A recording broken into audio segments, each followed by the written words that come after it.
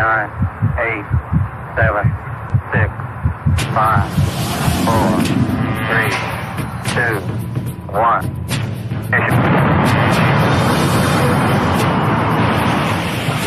Astronauts Neil Armstrong and David Scott on their first mission into orbit. Their tiny Gemini capsule malfunctions. We got serious problems here. Spinning out of control, running low on fuel, beyond hope of rescue. Two astronauts fight for their lives on this expedition to the edge. 185 miles above Earth, David Scott and Neil Armstrong share this small Gemini 8 capsule. They drift toward the dark side of our planet, moving beyond radio contact with mission control. The two astronauts settle in for a rest. We've been up for about 7 hours, and we were just in the process of sort of powering down for the evening. The first indication that something is wrong goes almost unnoticed. And I looked over at Neil's 8-ball, his attitude horizon, like in an airplane, was in a bank, when in fact we're supposed to be flying level, that is horizontal to the Earth. And I just mentioned to Neil, I said, Neil, I think we're in a bank. And he looked up, he said, yeah, we are. Scott and Armstrong search their flight instruments to find out what's wrong. No warning lights flash. No buzzers sound the alarm. So it was a very confusing situation in that you couldn't analyze to find out what was wrong. The astronauts are in a spin. Armstrong fires the capsule's maneuvering thrusters in an attempt to regain control. But the spin continues to increase. They are on the verge of blacking out. If you can't stop the roll, the spin, the tumble, and you black out, then there's nothing you can do on board. Worst case scenario is we die. The two astronauts have spent most of their lives preparing for a crisis like this. Before joining NASA, both men proved themselves at the most dangerous job in the sky, test pilot.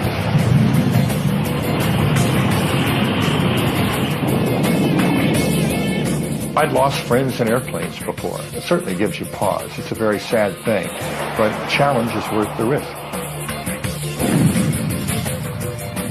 Competitive and ambitious, David Scott entered NASA with more than 3,000 flying hours, many in potentially deadly prototypes.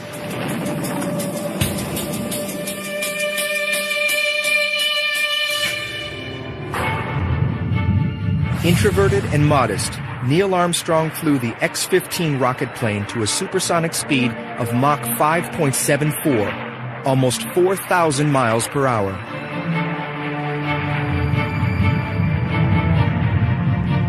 That was the closest thing we could get to space at that time. Neil had that expertise. Well, hell, every step along the way, he was tested and was required to make a decision that saved either his life or the machine he was flying in. Neil Armstrong flew this early version of the lunar lander.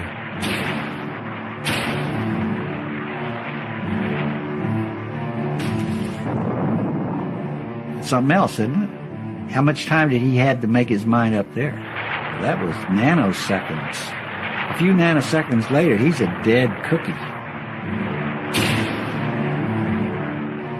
He fires himself into the ground.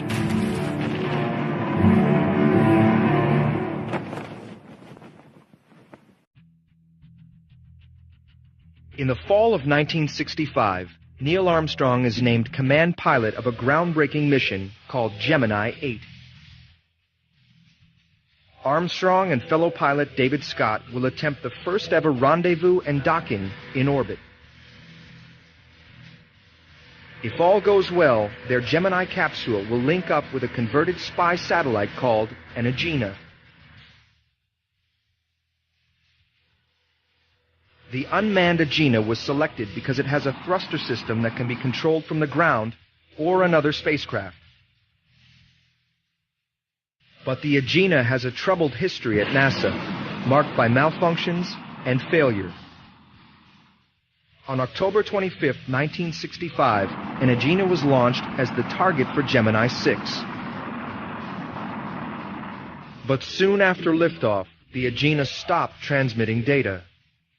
We heard a silence and then a statement that the Agena had blown.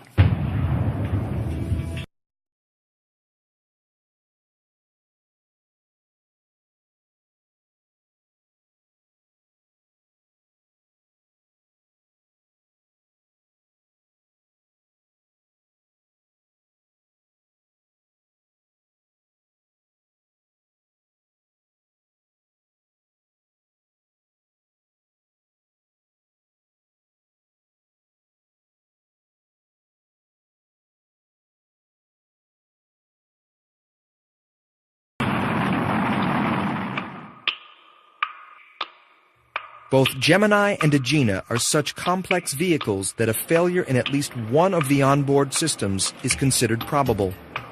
As a layman just watching TV, you think they're all perfect. But in reality, I think almost every spacecraft had something go wrong with it. Those were wild days. The initial flights were based a whole lot on almost our ignorance. If we'd known as much as we do now, we might not have tried it then. Training exercises and simulations help prepare astronauts for the unexpected. Prior to the flight, we even sit down with the flight controllers and mission control, and we do the what-if exercise. What if this fails and what if that fails? Potential problems are programmed into a simulator that is an exact replica of their Gemini capsule. In this forgiving environment of simulated emergencies, Scott and Armstrong learn skills that may save their lives. You really become so familiar with it that you can find what you need to find without really looking. It's very much like people who drive cars. They know where the shift lever is, they know where the light switch is. You learn to feel these things by doing.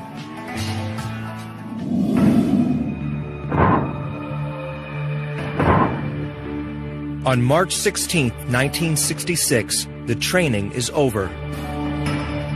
Gemini 8 is now perched atop a Titan II rocket, a converted intercontinental ballistic missile. System checks are underway. The weather is perfect. You ride the elevator of the spacecraft, you can't wait to get started, and you're thinking about the procedures. What are you going to do during launch? And that sort of thing. So it's a very busy time mentally. The two-stage Titan rocket holds enough explosive force to propel America's most massive nuclear warheads across the globe. A rocket engine is basically a very hot fire in a cardboard box. And if that insulation breaks down, the engine will burn you up. Before they even take off, the mission encounters a problem. As I was getting into my seat, the suit tech who was helping me strap in found that one of the connectors onto the parachute harness was jammed. And there was something in it and he couldn't get it connected. And the clock is running because somebody had to solve this problem. Because if we didn't launch exactly on time, then we wouldn't be able to go. It is a disturbing omen so early in the mission. And finally, Pete Conrad found somewhere in a white room a dentist pick. Working quickly, Conrad chips drops of dry glue from the astronaut's harness. We almost had to abort a $1 million mission because of a little drop of epoxy resin. Scott is finally strapped to the seat he is supposed to occupy for the next 3 days. 103 minutes before launch, the astronauts are sealed inside the capsule. Close the hatch, hold away the gantry, and we're sitting there looking out the window at the blue sky, waiting for the count. All the preparation comes down to this. This is the time you train for, and this is the the time you get to go. 10,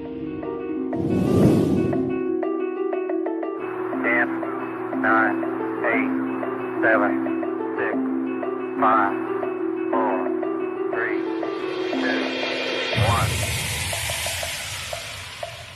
Ignition.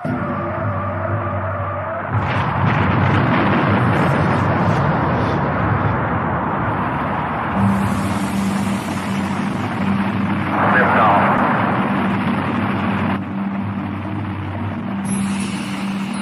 To stay in orbit, Gemini must reach a speed of 18,000 miles per hour.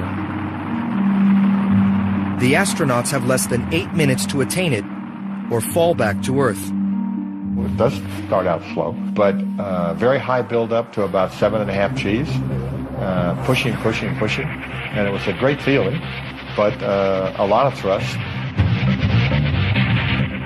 Information on the rocket's velocity and trajectory streams into mission control.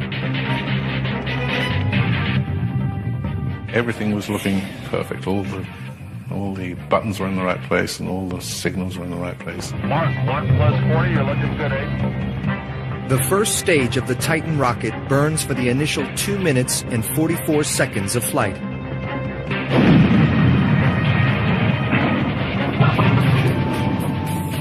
Then, the second stage ignites. Nearly 6 minutes after launch, Gemini 8 breaks free of Earth's gravity. Dave Scott and Neil Armstrong have reached orbit. As you get into orbit, looking out the window, but you get to see the curvature of the horizon, the black sky, the Earth below. It's a fascinating scene.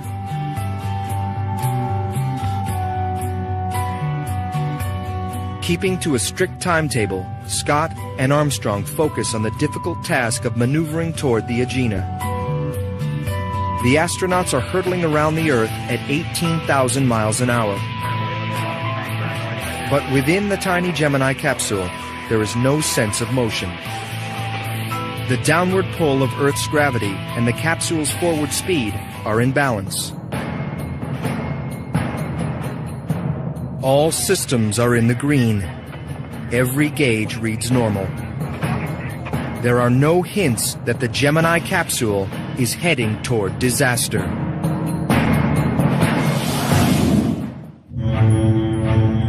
The most dangerous frontier is not found on Earth. In space, there is no air to breathe, almost no gravity, and no hope of rescue if something goes wrong. Space is the most inherently dangerous environment you can imagine. If you make any mistake in space, you can be dead in a hurry. Few men understand the risks better than astronauts Dave Scott and Neil Armstrong. On board Gemini 8, Armstrong and Scott are attempting to become the first men to dock 2 vehicles in space. To do this, they must match orbits and speed with an unmanned target vehicle known as the Agena. One of my crewmates described it as trying to fly formation with another aircraft, like the Blue Angels. Instead of doing that at a couple hundred miles an hour, try doing that at 17,500 miles an hour in space.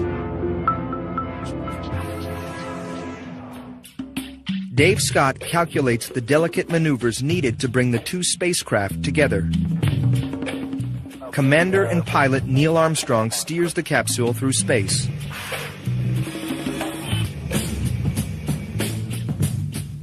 Using a hand controller, Armstrong fires bursts from a network of 16 orbital maneuvering thrusters located around the outer hull of the spacecraft.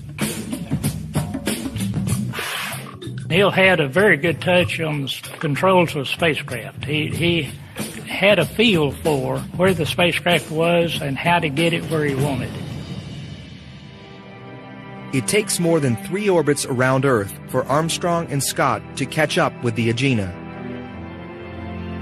We got within sight of the Agena, a beautiful sight. It was first just a star, a bright reflecting star, and the closer we got to it and we were able to see its form in broad daylight, it was so crystal clear that you could hardly take your eyes off of it. Armstrong performs a series of complex maneuvers to edge Gemini closer to the Agena. Way to go, partner. You done it, boy. You done it. Good job. Do the thing. Man, that's great. Man, that is really slick. Everything appears perfect for the world's first docking in space. Houston, this is Gemini 8. We're station keeping on the Agena at about 150 feet. While Armstrong and Scott wait, systems engineers uplink a pre-planned set of maneuvering instructions into the Agena's computer. Only small amounts of data can be loaded at a time because of severe limitations in computer memory on board the spacecraft. The technology that we had available back in those days in the early part of the program really wasn't what we have today. This little watch that I have right here has as much computer capability in it as some of the things we were using back in those days. NASA relies on high-frequency radio waves to communicate with both computers and astronauts. Radio waves travel in straight lines, so transmitters must have a direct line of sight to the spacecraft. And with Gemini moving at 18,000 miles per hour, most periods of contact last under 8 minutes. NASA has created a global network of 24 radio relay stations and 2 naval tracking ships. But there are still many gaps when the spacecraft cannot be seen by any of NASA's ground stations. In Hawaii, systems engineer Robert Legler tries to verify that the Agena has received the commands needed to steer the combined ship. Pre-flight, we had tested them all the sites, and it worked perfectly. And all of a sudden, in the real world, it had a problem. On the compare system on the ground, it indicated that we were transmitting garbage.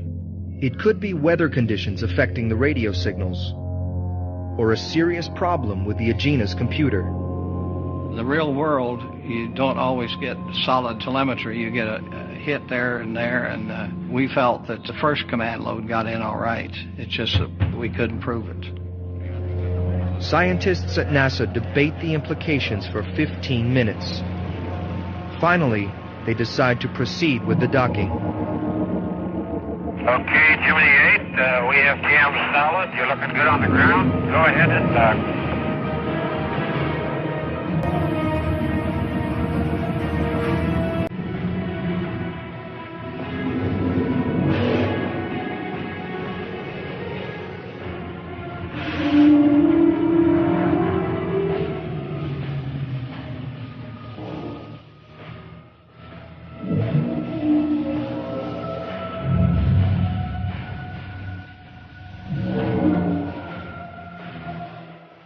Armstrong eases the Gemini toward the Agena at a rate of 3 inches per second.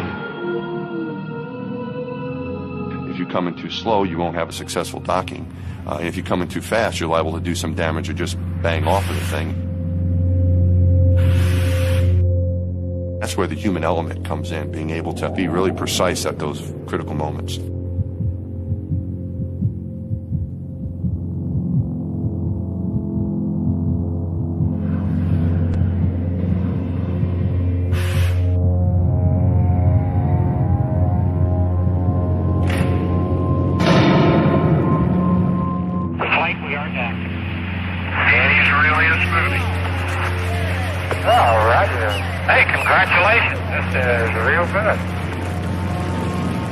They have accomplished the first docking, and certainly that was something we were all cheering down there in the Mission Control. Gemini 8 and the unmanned Agena target vehicle are now effectively one spacecraft.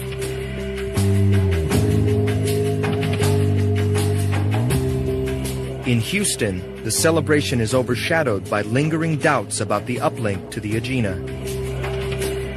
We were concerned about the Agena and whether or not it was really going to operate well, and so we had left a message with them to say, make sure you've got a good eye on the Agena. If you run into trouble and the attitude control system of the Agena goes wild, just send in command 400 to turn it off and take control of the spacecraft. Did you copy that? Roger, we understand. The combined Gemini-Agena spacecraft drifts beyond the range of NASA's radio relay sites. In the utter darkness of space, 185 miles above Earth, Neil Armstrong and Dave Scott are on their own. They have been in orbit almost 7 hours. It is an ideal time to take a much-needed rest. The astronauts start to power down the Gemini capsule. Without warning, the docked spacecraft begins to roll. The astronauts immediately check their flight instruments. They look for a warning light. Listen for an alarm. Nothing. So it was a very confusing situation in that you couldn't analyze to find out what was wrong.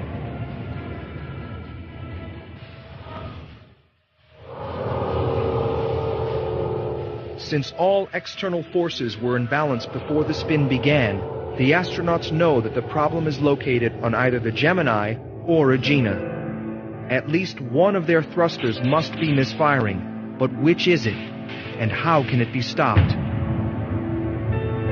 An earlier warning from ground control points to the unmanned target vehicle.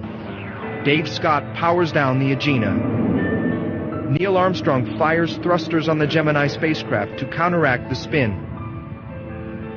The two spacecraft become stable for a moment. The spin resumes with almost eerie slowness.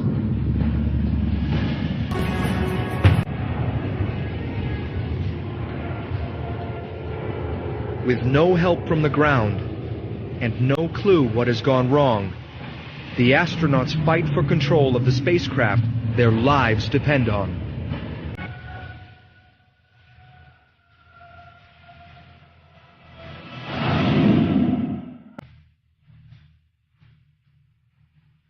Neil Armstrong and David Scott have just become the first humans to dock in space.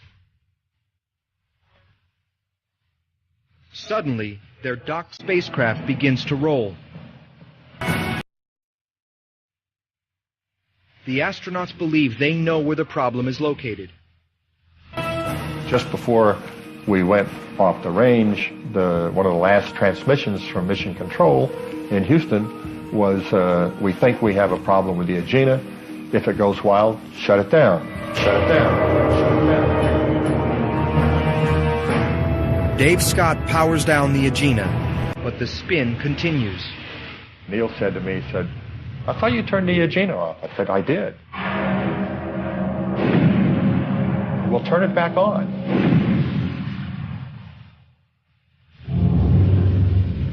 On Armstrong's orders, David Scott switches power back and forth between the two spacecraft.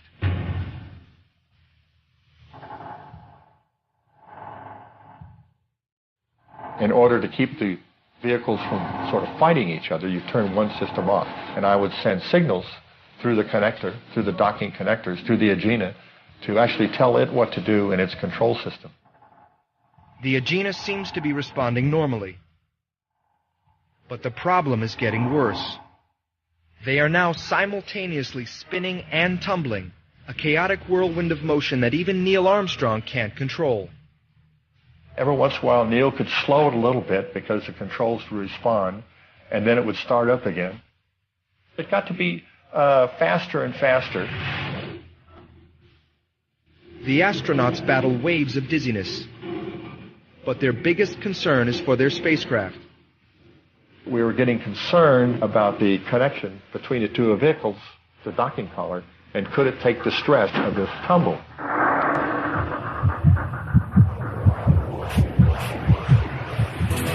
NASA are minutes away from reacquisition of radio signal. This will take place northeast of the Philippines on board the communication ship Coastal Sentry Quebec. Capsule communicator Jim Fucci has no inkling that a crisis is occurring. We were just in a super happy mood. I mean, we had just docked. Everything was just working just so perfectly. I didn't know the damn thing was cartwheeling through the space. We didn't know what was going on. The astronauts are running out of options.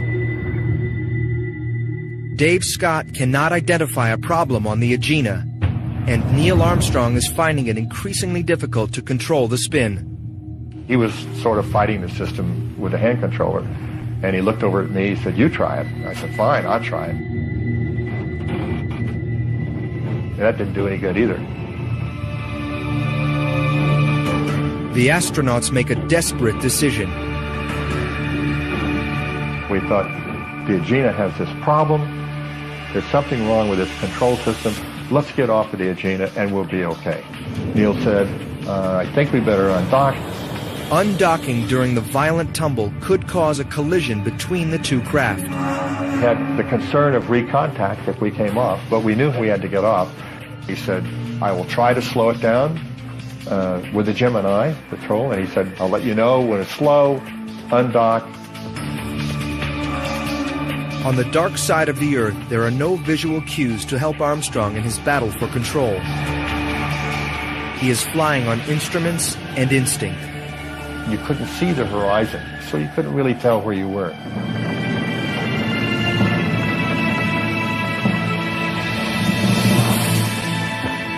This is a moment that Neil Armstrong has trained his whole life for. He said, undock, I threw the switch, and we pulled off the Agena.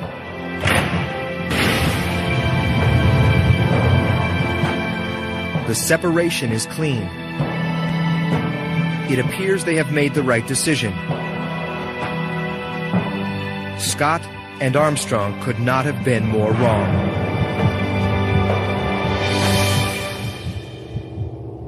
I could see us back off from the Agena, and that's when we really got our surprise. Because once we got off the Agena, we found out we were not okay. The Gemini started tumbling even faster. It takes just seconds for the full implications to hit home. The problem is located on Gemini 8. By undocking from the Agena, the astronauts have made their situation even worse. Now the same thrust was on a smaller body, and the Gemini really started to wind up. Well, it got to be faster and faster. If something didn't happen soon, we'd probably black out. If they lose consciousness, the two astronauts will continue spinning until their supply of oxygen runs out.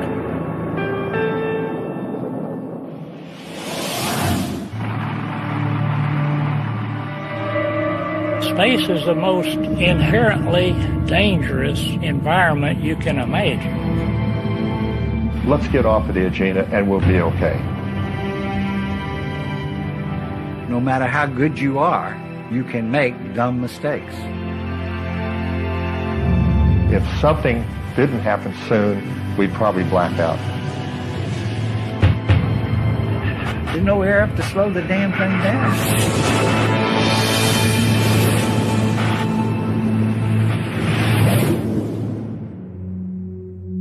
185 miles above Earth, the Gemini 8 space capsule spins and tumbles. As it enters daylight, sunlight lances through the window.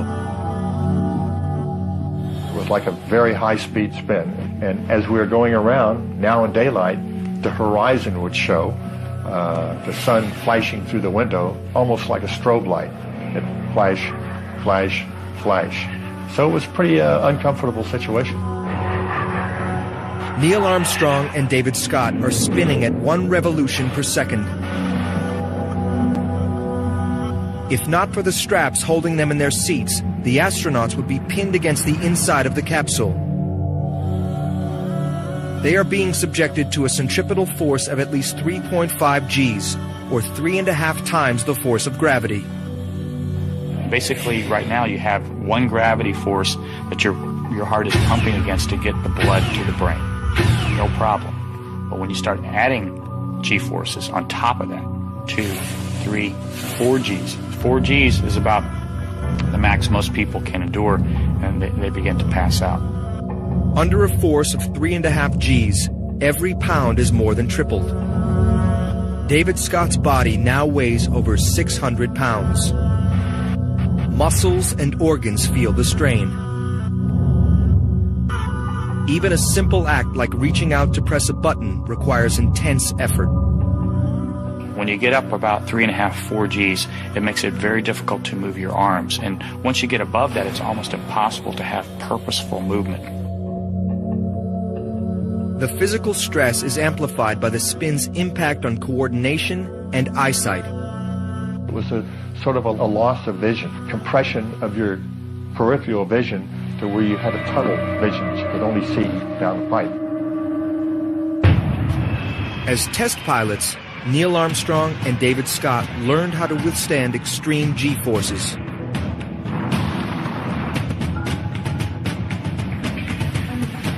By tensing their stomach and leg muscles, pilots force blood up to the brain.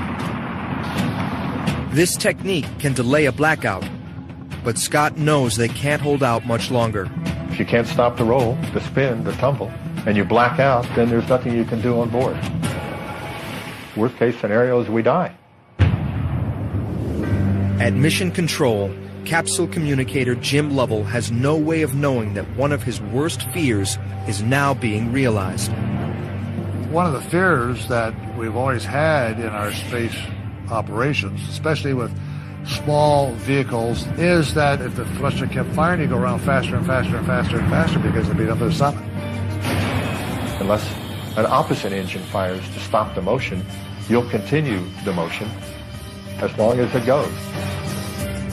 Neil Armstrong uses the capsule's orbital maneuvering system to try and regain control.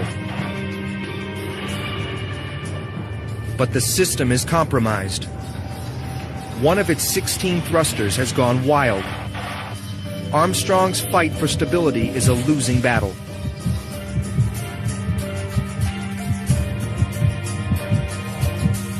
Something drastic had to be done. Soon, we'd probably black out. Neil Armstrong was the commander, the captain of the ship. And it was up to him to make decisions as to his life and death.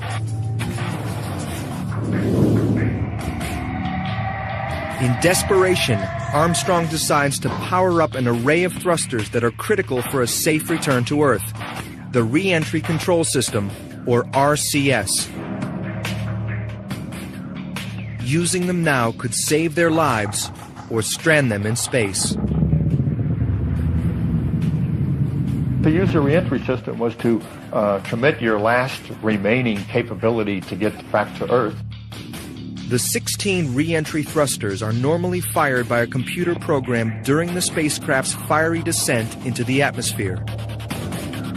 The Gemini 8 computer has a tiny memory, only 4 kilobytes. The program that controls the thrusters is not loaded. It will take Dave Scott 6 minutes to enter the new commands. By then, the astronauts could be dead. Neil Armstrong searches for the switch to activate the re-entry control system. It is located among dozens of gauges, buttons, and switches. You need an extreme measure of concentration, focus, and coordination because of the stress on the system, the tumbling and turning, but he knew what to do.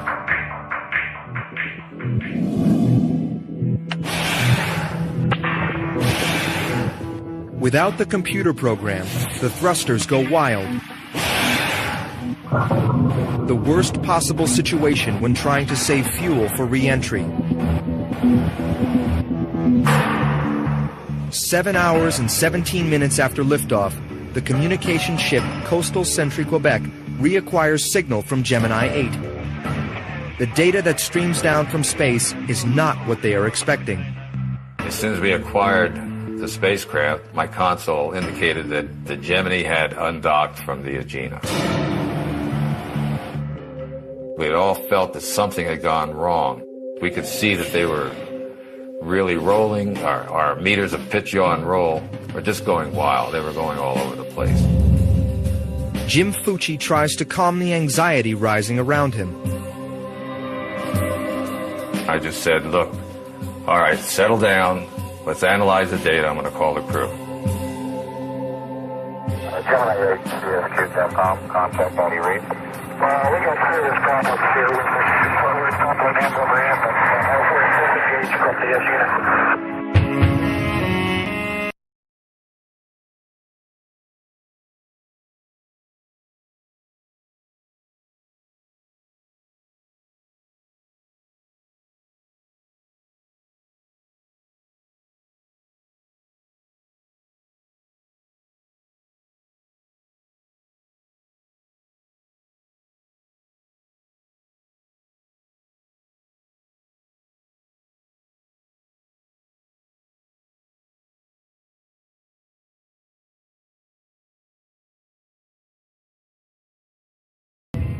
To support its space operations, NASA has assembled one of the greatest brain trusts in history.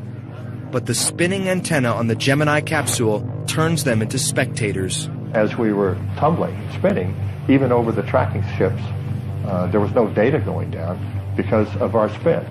So the people on the ground couldn't really do much but listen to us and hope we solved the problem.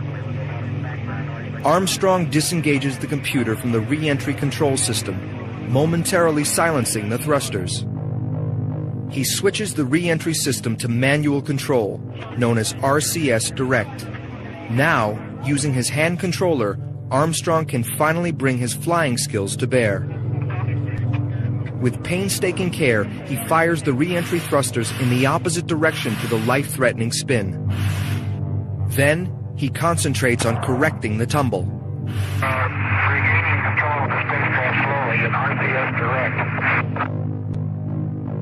Armstrong knows that every ounce of fuel burned now could be the difference between a safe re-entry and disaster. When he busted into the re-entry attitude control system, it was a brilliant stroke on his part, and I think that came from his knowledge of the spacecraft systems and his knowledge that he was in a position where he had to do something. After just 7 minutes and 30 seconds of communication, Gemini 8 flies beyond radio range of coastal Century, Quebec. The question on everyone's mind: do they have enough re-entry fuel to land safely?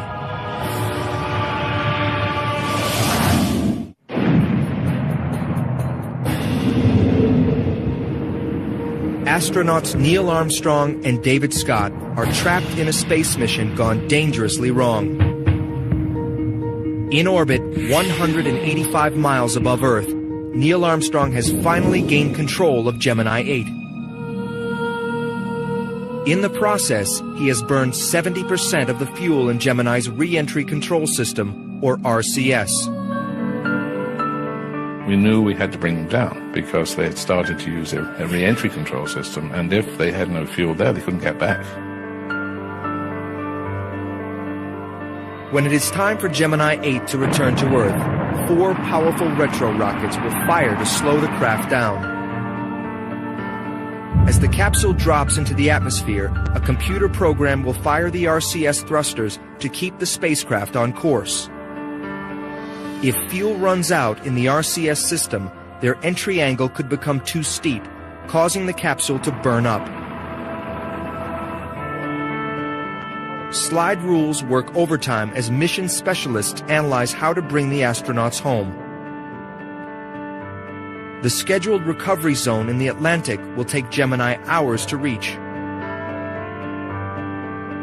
Mission Control cannot wait that long. There was absolutely no question we were going to come down ASAP. For the first time in the history of the space program, NASA must attempt an emergency landing.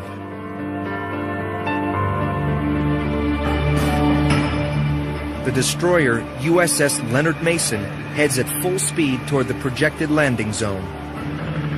Helicopters and pararescue teams stationed at Okinawa are placed on standby. We knew our job wasn't done until they were on the deck of a ship somewhere and the mission was over. Scientists quickly calculate the precise re-entry path needed to splash down in the Western Pacific. The news is not good. Armstrong and Scott will have to fire their retro rockets over the Congo in Central Africa. They will be on the night side of the Earth, far from any radio relay station.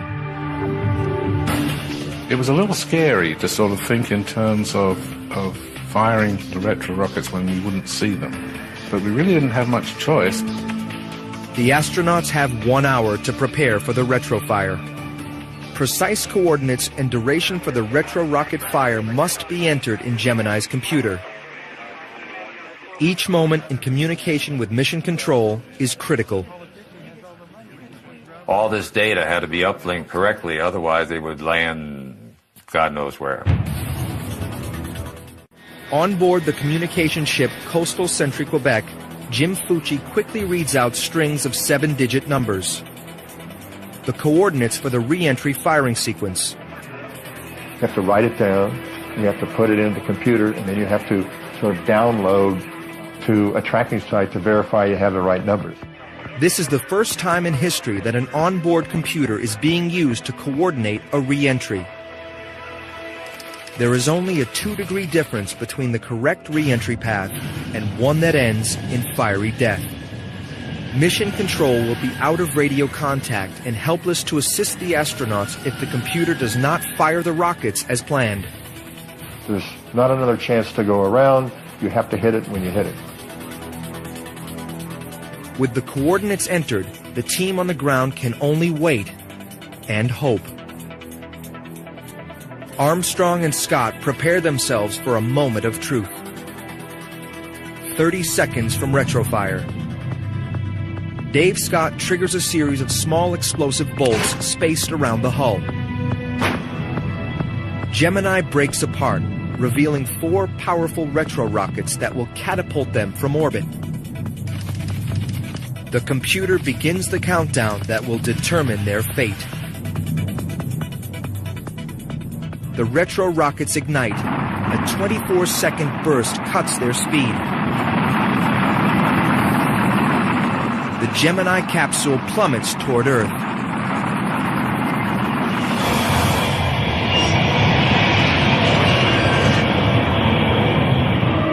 And then you get the fireballs come in. You can see through the windows the glow of the ionization of the atmosphere. Scott and Armstrong can only hope the angle is correct and that their fuel holds out. The heat of re-entry surrounds the capsule with electrically charged ions. It is a barrier that radio waves cannot penetrate. For the next 37 minutes, there is no way to tell if the astronauts are on course or still alive. From then on, it was a question of waiting.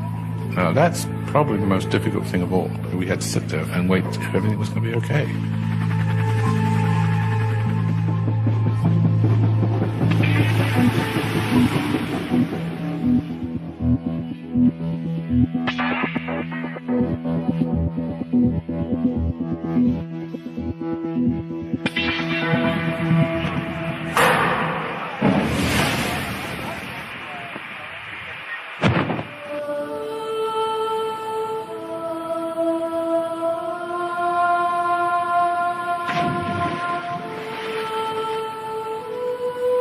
Ten hours and 41 minutes after launch, Scott and Armstrong splash down in the Pacific. They enter the water just over 1 mile from their targeted recovery point. It is the most accurate landing in the history of the space program. The only ill effects are 2 minor cases of seasickness. The astronauts' safe return is instant cause for relief. It was a great feeling. Returning successfully was completed in magnificent fashion due to many, many people, and I was proud to be part of all that. Dave Scott and Neil Armstrong accomplished the world's first docking in space. But the most enduring legacy of Gemini 8 is the manner in which the astronauts saved themselves from a deadly crisis. It wasn't until after the mission when I sat around and thought to myself, you know, all that simulation, all that training, all that learning was really worthwhile. That was the first time we really had a serious problem. Armstrong and Scott both go on to even greater achievements. Neil Armstrong is the first man to walk on the moon. That's one small step for man, one giant leap for mankind. 3 years later, Dave Scott becomes the first man to drive on the moon. And Gemini 8 will be remembered as an important milestone in the quest, an expedition that gave us the confidence to keep pushing beyond the edge.